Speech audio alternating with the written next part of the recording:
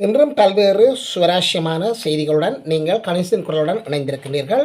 முதலில் கணேசன் குரலுடன் இணைந்த உங்கள் அனைவருக்கும் இனிய வணக்கங்கள். தொடர்ந்தும் நீங்கள் இன்றைய விடயங்கள் பற்றி நாங்கள் உங்களுடன் பேசலாம் என்று இருக்கின்றோம்.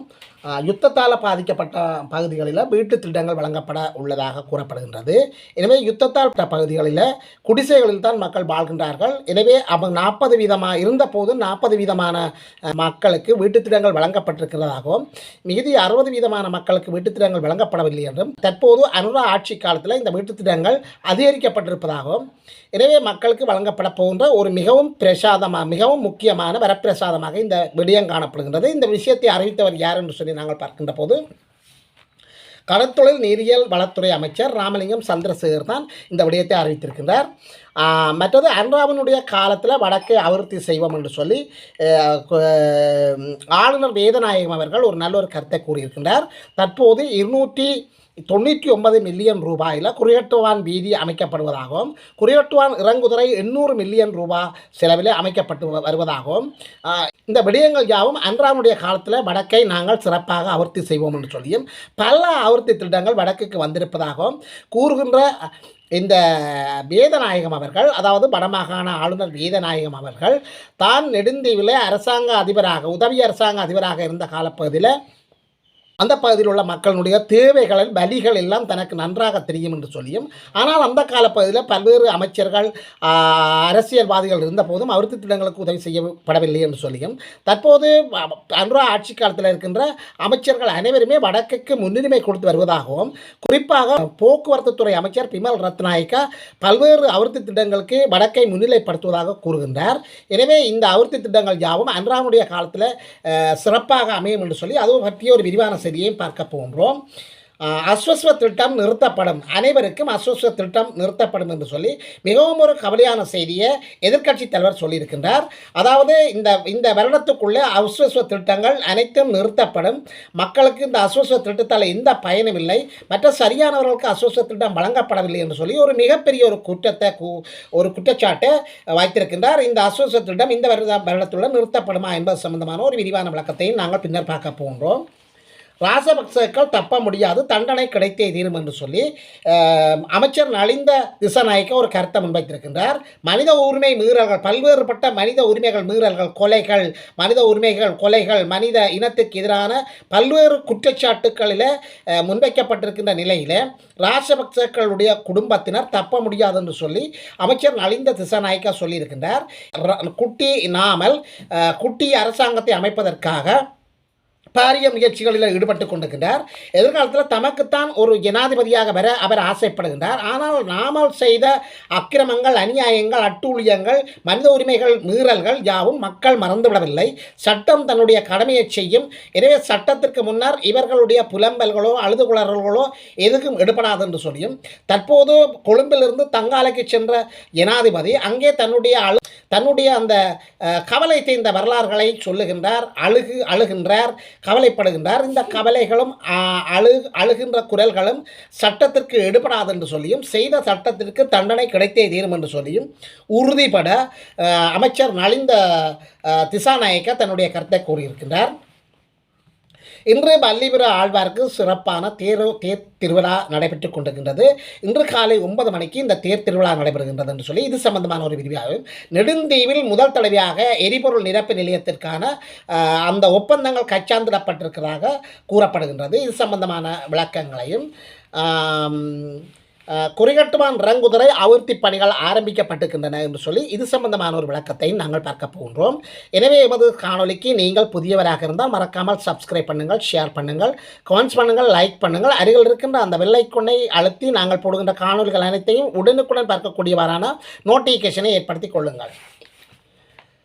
யுத்தத்தால் பாதிக்கப்பட்ட பகுதிகளில் வீட்டு திட்டத்துக்கு முக்கியத்துவம் கொடுக்கப்படும் என்று சொல்லியும் கடற்தொழில் அமைச்சர் சந்திரசேகர் சொல்லியிருக்கின்றார். யுத்தத்தால் பாதிக்கப்பட்ட பிரதேசங்களில் விரைவில் பல வீட்டு திட்டங்கள் வழங்கப்படும் என்று சொல்லி கடற்தொழில் அமைச்சர் ராமலிங்கம் சந்திரசேகர் தெரிவித்திருக்கின்றார். உலக குடியிருப்பை முன்னிட்டு யாழ் மாவட்ட அரசாங்க அலுவலகத்தில் கேட்போர் கூட்டத்தில் அவர் பேசுகின்ற போது இந்த கருத்தை முன்வைத்திருக்கின்றார். மேலும் இதுவரை 40% யுத்தத்தால் பாதிக்கப்பட்ட பிரதேசங்களில் 40% அவைதான் குடில்களாக காணப்படுகின்றன. இந்த திட்டங்கள் கூட தற்போது அபிவிருத்தி செய்து வருகின்றன என்று சொல்லியும், எனவே இந்த மக்கள் வீடு இல்லாத யுத்தத்தால் பாதிக்கப்பட்ட பிரதேசங்களில் வீடு இல்லாதவர்களுக்கு வீடு வழங்கும் திட்டம் தமது அரசாங்கத்தால் முன்னுரிமை கொடுப்பதாக கூறுகின்ற இந்த ராமலிங்கம் சந்திரசேகர் தற்போது இந்த வீட்டு திட்டங்களை அதிகரித்திருப்பதாக கூறுகின்றார். அது மட்டுமில்லாமல் அரசாங்கத்தால் இந்த நிதி அதிகரிக்கப்பட்டதாக கூறுகின்றார். ஏற்கனவே 10 லட்சம் ரூபா திட்டம் 15 லட்சம் ரூபா திட்டங்களாக அதிகரித்து அது இப்போது வழங்கப்படுகின்றது. இது ஒரு நடைமுறை விஷயம் என்பதையும் அவர் தெளிவுபடுத்தியிருக்கின்றார். மேலும் குறியட்டுவான் இறங்குதுறை, கொழும்புத்துறை இறங்குதுறை போன்றவற்றை அபிவிருத்தி செய்வதும் தமது நோக்கம் என்று சொல்லி கூறுகின்றார். அத்துடன் போதைப் பொருள், வாழ்வெட்டு கலாச்சாரங்கள் என்பவற்றை இல்லாது ஒழிக்கப்படும் என்று சொல்லி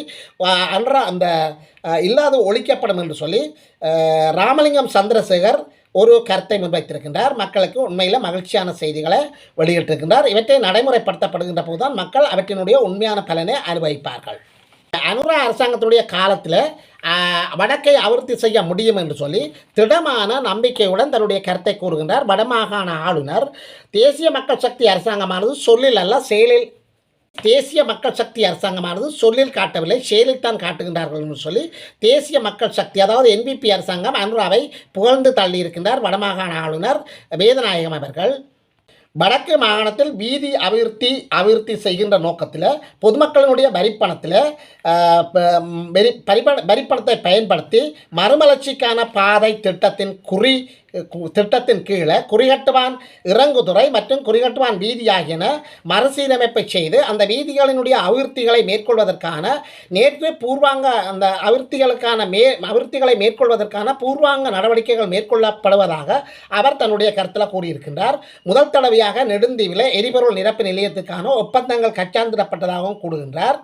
வீதி அபிவிருத்தி அதிகார சபையினுடைய தவிசாளர் அடிக்கடி ஒரு கருத்தை கூறுவார் என்று சொல்லியும், எனவே இந்த விமல் ரத்நாயக்காவை புகழ்ந்து தள்ளியிருக்கிறார். விமல் ரத்நாயக்கா எப்போதும் வடக்கினுடைய அபிவிருத்திக்கு முக்கியத்துவம் கொடுப்பார்கள் என்று சொல்லியும், அபிவிருத்தி திட்டம் என்று ஏதாவது வந்தால் அவர் வடக்கு மாகாணத்தை முதன்மைப்படுத்துவார் என்று சொல்லியும் அவர் கூறியிருக்கின்றார். எனவே இந்த அனுராவுடைய ஆட்சி காலத்தில் NPP அரசாங்கத்தினுடைய காலத்தில் இந்த வடக்குக்கான நிதிகளை நாங்கள் பெற்று இந்த அமைச்சுக்களின் ஊடாக பல்வேறு அபிவிருத்தி திட்டங்களை மேற்கொள்ள நாங்கள் தலைப்பட வேண்டும் என்று சொல்லியும், எனவே இந்த அன்ராவுடைய ஆட்சி காலத்தில் வடக்கு அபிவிருத்தி செய்யப்படும் என்று சொல்லியும் துரித அபிவிருத்தி காணும் என்று சொல்லியும் வடமாகாண ஆளுநர் வேதநாயகம் பிள்ளை குறிப்பிட்டிருக்கின்றார். மனித உரிமைகள் மீறப்பட்ட சம்பவங்களிலிருந்து பல்வேறு மனித உரிமைகள் மீறல்களில் ஈடுபட்ட ராசபக்ச குடும்பத்தினர் தப்பிக்க முடியாது என்று சொல்லியும் அவர்கள் தண்டனையை அனுபவித்தே தீரும் என்று சொல்லியும் சட்டம் அவர்களுடைய கவலைகளை அவர்களுடைய வேதனைகளை புரிந்து கொள்ள மாட்டுது என்று சொல்லியும் சட்டத்தின் முன் அனைவரும் சமனே என்று சொல்லியும் அழுவதாலும் குளறுவதாலும் கவலைப்படுவதாலும் அவர்கள் செய்த தவறுகள் தண்டனைகளிலிருந்து தப்பிக்க முடியாமல் போகின்ற வாய்ப்பை ஏற்படுத்தி கொடுக்காது என்று சொல்லியும் அமைச்சர் நலிந்த திஸ்ஸ ஒரு கருத்தை முன்வைத்திருக்கின்றார். மனித உரிமை மீறல்களில் ஈடுபட்ட ராசபக்ச சட்டத்தின் பிடியிலிருந்து தப்பிக்க முடியாது, அவர்களுக்கு தண்டனை கிடைத்தே தீரும் என்று சொல்லி அமைச்சர் நலிந்த திஸ்ஸ அவர்கள் கூறுகின்றார். மேலும் கொழும்பிலிருந்து தங்காலைக்கு குடிபெயர்ந்து சென்ற மஹிந்த ராசபக்ச அவர்கள் இப்பொழுது அழுது குளாரி தன்னுடைய கவலைகளை வெளிப்படுத்தி கொண்டிருக்கின்றார். அவர் அழுது குளாரி கவலைகளை வெளிப்படுத்துவது சட்டத்துக்கு எடுபடாது என்று சொல்லியும் அவர்கள் செய்த குற்றத்துக்காக தண்டனைகளை அவர்கள் அனுபவித்தே தீரும் என்று சொல்லியும் சட்டம் அனைவருக்கும் சமனே என்று சொல்லியும் அவர் தேடுகின்றார். இந்த அழுகிறதாலும் குளறுவதாலும் கவலைகள் கொள்வதாலும் லாபம் தேட முடியாது என்று சொல்லி அவர் ஒரு சிறப்பான கருத்தை சொல்லியிருக்கின்றார். ஒப்பாரி வைத்து தப்பி பிழைக்கலாம் என்று சொல்லி மஹிந்த ராசபக்ச குடும்பம் நினைத்து கொண்டிருக்கின்றது. அந்த நினைப்பு அவர்களுக்கு மிகவும் பெரிய ஒரு தவறாக இருக்கிறது என்று சொல்லி கூறுகின்றார். மேலும் குட்டி ராசபக்ச நாமல் கனவு காண்கின்றார் என்று சொல்லியும் குட்டி ராசபக்ச நாமல் கனவு காண்கின்றார் என்று சொல்லியும் அவருடைய கனவு பலிக்காது என்று சொல்லியும் மக்களுக்கு இழைத்த தவறுகளை மக்கள் எளிதில் மறந்துவிட மாட்டார்கள் என்று சொல்லியும் தண்டனைகளிலிருந்து அவர்கள் தப்பித்து பிழைப்பதற்கு வாய்ப்பே இல்லை என்று சொல்லியும் உறுதிபட கூறுகின்றார் அமைச்சர் நலிந்த திஸ்ஸ. முதல் தடவையாக நெடுந்தீவு பகுதியில் எரிபொருள் நிரப்பு நிலையம் அமைக்கப்பட்டிருப்பதாக அதற்கான ஒப்பந்தம் கச்சாந்திடப்பட்டதாக தெரிவிக்கப்படுகின்றது. இதற்கான கச்சாந்திடுகின்ற சம்பவங்கள் நெடுந்தீவு, அதாவது குறியட்டுவானில் இடம்பெற்றது. அமைச்சர் பிமல் ரத்நாயக்க, அமைச்சர் ராமலிங்கம் சந்திரசேகர், நெடுந்தீவு பிரதேச செயலாளர் பங்கு பெற்றதுடன் குறித்த நிகழ்வு இடம்பெற்றிருந்தமை குறிப்பிடத்தக்கது. குறிகட்டுவான் இறங்குதுறை அபிவிருத்தி பணிகள் ஆரம்பிக்கப்பட்டிருக்கின்றது. குறிகட்டுவான் இறங்குதுறை மறுசீரமைப்பு வீதி கட்டுமானத்தினுடைய ஆரம்ப நிகழ்வு நேற்று, அதாவது போக்குவரத்து துறை அமைச்சர் பிமல் ரத்நாயக்கா தலைமையில் அமைச்சர் சந்திரசேகர் மற்றும் பாராளுமன்ற உறுப்பினர்கள் அதிகாரிகள் பங்கேற்புடன் இடம்பெற்றிருந்தமை குறிப்பிடத்தக்கது.